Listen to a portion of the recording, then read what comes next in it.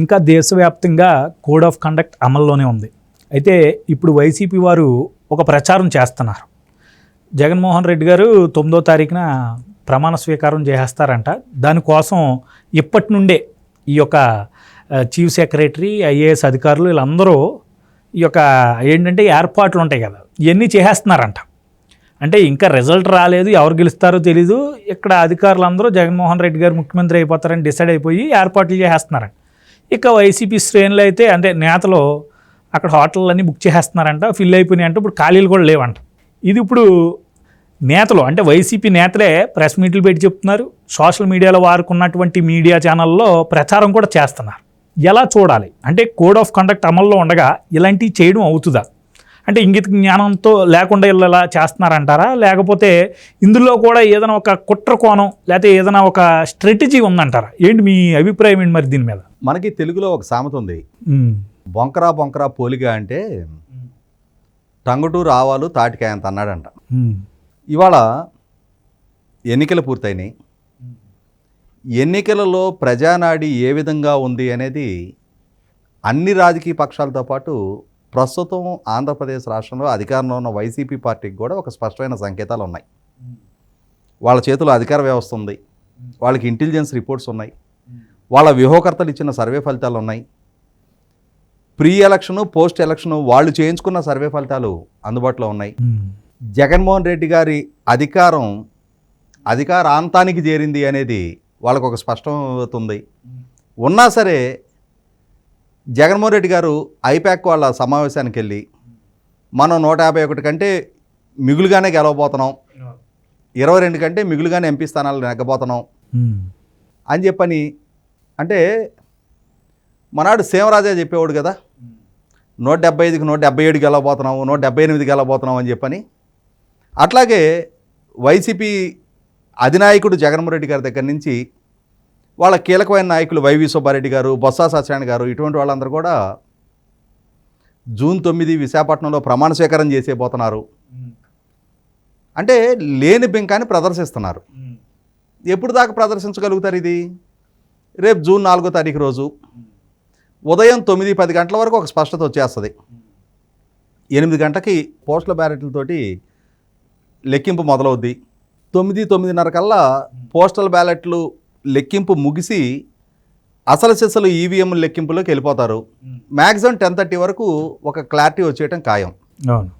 ఉదయం 11 గంటల వరకు రాష్ట్ర వ్యాప్తంగా ఏదైనా ఒక గౌరవప్రదమైన సంఖ్యలో స్థానాలు దక్కే ఆస్కారం ఉంది అంటేనేమో ఈ వైసీపీ క్యాండిడేట్లు పోలింగ్ బూతుల దాకా వస్తారు, కౌంటింగ్ బూతుల దాకా వస్తారు. ఇక 11 గంటలకల్లా పరిస్థితులు ప్రతికూలంగా ఉన్నాయి, మళ్ళీ మనం అధికారంలోకి రావట్లేదు, కూటమి ఘన విజయం దిశగా అడుగులు పడుతున్నాయి అని చెప్పని ఒక సంకేతాలు వచ్చినాయి అనుకో, తిరుపతి, విజయవాడ, విశాఖపట్నం ఎయిర్పోర్ట్లలో ఫ్లైట్లు మొత్తం బిజీగా ఉంటాయి. రాష్ట్రం నుంచి పెట్టేబేడ సర్దుకొని పిల్లజల్లతోటి తరలిపోయే బ్యాచే ఎక్కువ మంది ఉంటారు. ఎందుకంటే అధికార మార్పిడి జరిగితే జరగబోయే పరిస్థితులు, పరిణామాలు ఏంటనేది వాళ్ళకి ఒక స్పష్టత ఉంది. ఎందుకు? గత 5 సంవత్సరాలుగా వీళ్ళు ప్రదర్శించిన విశృంఖలత్వం, వీళ్ళు చేసిన దోపిడీ, వీళ్ళు పాల్పడిన ఉల్లంఘనలు, వీళ్ళ వల్ల జరిగిన అరాచకం, ఆక్రమణలు, అవినీతి, వీటన్నిటికన్నా రాజకీయ ప్రత్యర్థుల్ని వర్గశత్రువులుగా భావించి చేసిన దాడులు, దౌర్జన్యాలు, వ్యక్తిత్వ హన్నాలు, ఇవన్నీ కళ్ళ ముందు స్పష్టమైన సంకేతాలుగా కనిపిస్తున్నాయి. కాబట్టే కేంద్ర ఎన్నికల సంఘం కూడా సెంట్రల్ ఇంటెలిజెన్స్ నుంచి ఒక స్పష్టమైన సమాచారం ఉంది. ఆంధ్రప్రదేశ్ రాష్ట్రంలో లెక్కింపు తర్వాత 2 వారాల పాటు గొడవలు, ఘర్షణలు జరగటానికి ఆస్కారం ఉంది. అందువల్ల కేంద్ర బలగాలు జూన్ 19వ తారీఖు వరకు ఆంధ్రప్రదేశ్ రాష్ట్రంలోనే ఉండాలి అని చెప్పని కేంద్ర ఎన్నికల సంఘం స్పష్టమైన ఆదేశాలు ఇచ్చిందంటే ఎందుకు? 5 సంవత్సరాలుగా వీళ్ళ వల్ల బాధితులుగా మారిన వాళ్ళు రేపు కూటమి అధికారం దక్కించుకుంది అన్న వార్తలు రాగానే ఎక్కడ ప్రతిదాడులు మొదలు పెడతారోనని చెప్పని. కాబట్టి ఏంటంటే ఆల్రెడీ నాయకులకున్న సంకేతం, అదే సంకేతాన్ని వాళ్ళ శ్రేణులకు కూడా తెలియనిస్తే వాళ్ళు డిమోరలైజ్ అయిపోతారేమో, రేపటి రోజున కౌంటింగ్కి ఏజెంట్లు కూడా దక్కరేమో, ఆ దక్కని నేపథ్యంలో రేపటి రోజున కౌంటింగ్ దగ్గర అబాస్పాలు అవుతాయేమో మరి అని చెప్పని ఈ కొంత బెంకాన్ని ప్రదర్శిస్తూ ఉన్నారు. ఇక్కడ నేను కూడా చూశాను మెసేజ్. జూన్ 9వ తారీఖు విశాఖపట్నం ఆంధ్ర యూనివర్సిటీ గ్రౌండ్స్లో జగన్మోహన్ రెడ్డి గారు ప్రమాణ స్వీకారం జరగబోతుంది. చీఫ్ సెక్రటరీ, ఐఏఎస్ అధికారులు ఆ పనుల్ని పర్యవేక్షిస్తూ ఉన్నారు. వైసీపీ శ్రేణులు విశాఖపట్నంలో ప్రమాణ స్వీకారంలో పాల్గొనడం కోసం ఆ రోజు రాష్ట్రంలో వివిధ ప్రాంతాల నుంచి వాళ్ళు అక్కడ తరలిస్తారు కాబట్టి వాళ్ళు అక్కడ అకామిడేషన్ ప్లాన్ చేసుకుంటున్నారు ఇప్పటి నుంచే అని చెప్పని ఒక ట్విట్టర్ మెసేజ్ విపరీతంగా సర్క్యులేట్ చేస్తున్నారు. ఇక్కడ అసలు దీని హేతుబద్ధత ఆలోచిద్దాం మనం. రీసెంట్గా డిసెంబర్ 3వ తారీఖు 2023 డిసెంబర్ 3వ తారీఖు తెలంగాణ అసెంబ్లీ ఎన్నికలు ఫలితాలు విడుదలవుతూ ఉన్నాయి. 11-12 గంటల వరకు అధికారం ఎవరికి దక్కబోతుంది, ఎవరికి కోల్పోబోతున్నారు అనేది ఒక స్పష్టత వచ్చేసింది. కానీ పూర్తి లెక్కింపు ఇంకా కాల. కాంగ్రెస్ పార్టీ ఆధిక్య దిశగా పయనిస్తూ ఉంది. తెలంగాణ డీజీపీగా ఉన్న అంజనీ కుమార్ గారు అంటే తొందరపడి కోయిలు ముందే కూసింది అని చెప్పని, ఇంకా లెక్కింపు పూర్తి కాకుండానే ఇంకేముంది రేవంత్ రెడ్డి గారు ఎంపిక కాబోతున్నారు, కాబోయే ముఖ్యమంత్రి అని చెప్పని కొంచెం అత్యుత్సాహ ప్రదర్శన చేసి ముందుగా డీజీపీ హోదాలో రేవంత్ రెడ్డి గారి ఇంటికి వెళ్ళి ఒక బొకే ఇచ్చి అభినందనలు తెలిపారు. అంటే ఇంకొద్ది గంటల తర్వాత అభినందనలు తెలిపినట్టయితే ఏముండేది కాదు. లెక్కింపు ప్రక్రియ పూర్తి కాకముందే అంటే ఒక స్పష్టత వచ్చేసింది అప్పటికి. అయినా సరే ఇంకా లెక్కింపు కొనసాగుతుండగానే అధికారిక హోదాలో ఉన్న డీజీపీ అప్పటి వరకు రేవంత్ రెడ్డి గారు ఒక రాజకీయ నాయకుడు మాత్రమే. రాజకీయ నాయకుడిగా ఉన్న ఆయన దగ్గరికి అధికారిక హోదాలో ఉన్న డీజీపీ కోడ్ ఆఫ్ కండక్ట్ అమల్లో ఉండగా వెళ్ళి ఆయనకు అభినందనలు తెలపడం నేరంగా పరిగణించి డీజీపీ హోదాలో ఉన్న అంజనీ కుమార్ గారిని ఎలక్షన్ కమిషన్ అప్పటికప్పుడు సస్పెండ్ చేసింది. అవును. ఇప్పుడు ఆంధ్రప్రదేశ్ రాష్ట్రంలో కూడా ఈవెన్ దో జగన్మోహన్ రెడ్డి రాష్ట్రానికి ముఖ్యమంత్రి అయినా సరే కోడ్ ఆఫ్ కండక్ట్ అమల్లో ఉండగా ఆయన వైసీపీ పార్టీ అధ్యక్షుడిగానే పరిగణిస్తారు. లెక్కింపు పూర్తయ్యి ఆ పార్టీ ఎన్నికల్లో నెగ్గి వాళ్ళ శాసనసభాపక్షం ఆయన్ని శాసనసభాపక్ష నాయకుడిగా ఎంపిక చేసుకుంటే అప్పుడు ఆయన కాబోయే ముఖ్యమంత్రిగా పరిగణించి అప్పుడు అధికారులు ఆయనకు అభినందనలు తెలపడానికి ఆస్కారం ఉంది తప్ప లెక్కింపు ప్రక్రియ మొదలు కాకముందు స్టిల్ ఇంకా దేశంలో ఈరోజు 6వ విడత ఎన్నికలు జరుగుతూ ఉన్నాయి. రేపు జూన్ 1వ తారీఖు 7వ విడత ఎన్నికలు జరగాలి. అంటే ఇంకా ఎన్నికల ప్రక్రియ శాంతం పూర్తి కాకముందు ఆయన ప్రమాణ స్వీకారానికి చీఫ్ సెక్రటరీ అన్న ఐఏఎస్ అధికారులు ఏర్పాట్లు చేస్తారా? చేసి చూడమను. ఇమ్మీడియట్గా తెలంగాణ డీజీపీకి ఏ గతి పట్టిందో చీఫ్ సెక్రటరీకి ఆ ఏర్పాట్లో నిమగ్నం అయ్యే ఏ ఐఏఎస్ అధికారికైనా అదే గతి పట్టుద్ది. ఈ మాత్రం అవగాహన లేని వాళ్ళ ఈ అధికారులందరూ కూడా అంటే ఇవన్నీ ఫేక్ ప్రచారాలు. ఏదో జగన్మోహన్ రెడ్డి గారు అధికారంలోకి వచ్చేపోతున్నారు, ఆయన జూన్ 9 అక్కడ ప్రమాణ స్వీకారం చేసేపోతున్నారని చెప్పని ఇదంతా కూడా ఒక బెట్టింగ్ రాకెట్ చేస్తున్న ప్రచారం. ఎందుకంటే రాజకీయాల్లో గెలుపోవడంతో వాళ్ళకి సంబంధం లేదు. ఇవాళ గ్రౌండ్లో క్రికెట్ ఆడుతూ ఉంటారు. ఆ గ్రౌండ్లో దిగి బ్యాటింగ్ చేసేవాడికి బౌలింగ్ చేసేవాడికి ఆ ఆటగాడు అక్కడ నైపుణ్యం ప్రాతిపదిక వాళ్ళ ఆటలు జరుగుతాయి అక్కడ. కానీ వాళ్ళ నైపుణ్యం మీద జోదం ఆడేవాడు ఉంటాడు బయట బెట్టింగ్. వీడికి అంటే ఆ ఆటగాడు స్కిల్ తోటి సంబంధం లేదు, అక్కడున్న సర్కమ్స్టాన్సెస్ తోటి సంబంధం లేదు. వీడికి కావాల్సింది జోదం.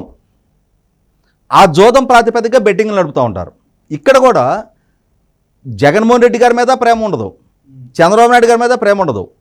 వీళ్ళిద్దరి మధ్య జరిగిన ఈ ఎన్నికల పోటీ మీద వ్యాపారం చేసుకోవాలి, పందాలు నిర్వహించుకోవాలి.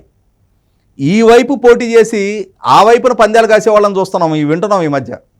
ఎందుకు ఎన్నికల్లో కొంత ఖర్చు అయింది, మనదెటు సీన్ సితార కాబోతుంది, కనీసం మన డబ్బే మన అంచెరుడితో ఎవడో ఒకటితో ఆ వైపు పందెం కాపిస్తే కొన్నన్నా రికవర్ అవుతాయేమోనని చెప్పని చేతిలో లిక్విడిటీ ఉండి కొంచెం స్తోమత ఉన్నాళ్ళు ఈ విధమైన ప్రయత్నాలు చేస్తున్నట్టుగా కూడా ఒక స్పష్టమైన ఆధారాలు ఉన్నాయి.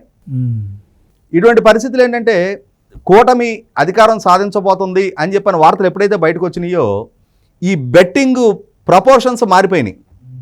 వైసీపీ తరఫున మేము వైసీపీ గెలుస్తుందని చెప్పిన పందెం కాస్తామని ముందుకొచ్చే వాళ్ళు కనపడట్లా. ఆ కనపడకపోయేటప్పటికి ఏమైందంటే మనకి కోర్సు పందాలు అంటారు. నువ్వు రూపాయి నేను రూపాయిన్నర ఇస్తా, నువ్వు రూపాయి నేను ₹2 ఇస్తా. మామూలుగా అయితే బారు పందెం అంటే రూపాయికి రూపాయి. నీ వైపు రేషియోస్ తగ్గినాయి, కాన్ఫిడెన్స్ లెవెల్స్ తగ్గాయి. తగ్గినప్పుడు ఎక్కువగా ఆఫర్స్ ఇటువైపు నుంచి వచ్చేది. ఇవి ఇప్పటికే నడుస్తూ ఉన్నాయి. దీన్ని అయినా సరే ముందుకు రావటంలా, రూపాయికి ₹2 ఇస్తానన్నా కూడా. అందుకోసం ఎవడో ఒకటి బకరాన్ని ఎతకాలి. ఈ బకరాన్ని ఎతకటం కోసం జగన్మోహన్ రెడ్డి గారు గెలిచేయబోతున్నారంట అని చెప్పని ఇట్లాంటి పీలర్లు కొన్ని బయటకు వదిలితే దీని మీద టెంప్ట్ అయిపోయి ఎవడో ఒకడు ముందుకొచ్చి ఇదిగో నా దగ్గర ఉన్న డబ్బు జగన్మోహన్ రెడ్డి గారు గెలుస్తాడని నేను పందెం కాస్తా అని చెప్పని ఎవడో ఒకడు రావాలి ముందుకి. దానికోసం ఈ జోదగాళ్ళు సృష్టిస్తున్న ఆర్కెస్ట్రేటెడ్ ప్రచారం ఇది. దీన్ని బేస్ చేసుకొని వైసీపీ శ్రేణులు కొంచెం ఒళ్ళు బొంగించుకుంటున్నారు కొన్ని ప్రాంతాల్లో. నిన్న సత్సాయి జిల్లాలో విన్నాం మనం. ఒక గ్రామంలో అక్కడ పంచాయతీకి సంబంధించిన వాటర్ ప్లాంట్ ఒక వైసీపీ కార్యకర్తలు నిర్వహిస్తూ ఉన్నారు, మంచినీళ్ళ ప్లాంట్. అక్కడ తెలుగుదేశానికి సంబంధించిన ఒక కుటుంబం మంచినీళ్ళు పట్టుకోవడానికి వెళ్తే వాళ్ళు క్యాన్కి ₹5 ఎంతో ఇచ్చి మంచినీళ్ళు పట్టుకోవాలి. మీకు తెలుగుదేశం వాళ్ళకి మంచినీళ్ళు పోయాం. ఇట్లాంటి ఒళ్ళు బొంగించుకునే పనులు కొంచెం తగ్గించుకుంటే మంచిది మీకు. మీరు ఈ ప్రచారాలు చూసి రేపు జగన్మోహన్ రెడ్డి మళ్ళీ రాబోతున్నాడు, మా అధికారం శాశ్వతం అని చెప్పని ఇట్లాంటి కార్యక్రమాలు చేస్తే రేపటి రోజున పరిస్థితులు వక్రీకరిస్తే ఏ నాయకుడు మీ రెస్క్యూకి రాడు.